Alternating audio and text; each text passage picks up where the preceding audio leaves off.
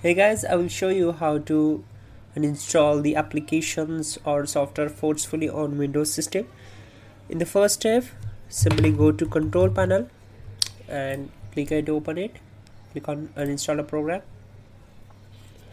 On this window you can uninstall the program.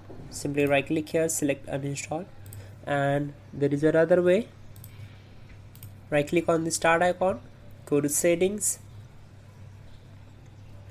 Now click on these three lines, go to apps, then install apps, and here you need to find out the applications which you want to uninstall. Then click on these three lines and click on uninstall. But if you want to uninstall the application forcefully, what you have to do, you need to open File Explorer. Simply go to this PC, open C drive, then go to program files, and from here we need to find out the applications which you want to uninstall.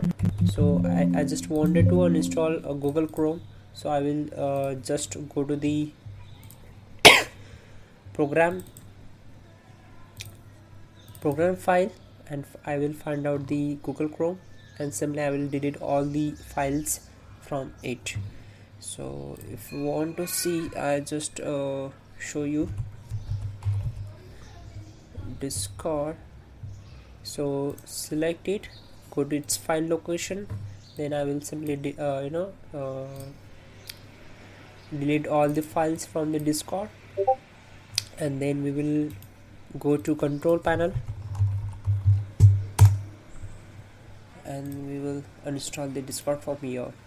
So that's it guys, your problem will be solved. You can also check out our description link to fix this issue quickly and effectively. And yeah, don't forget to like the video, please do subscribe the channel.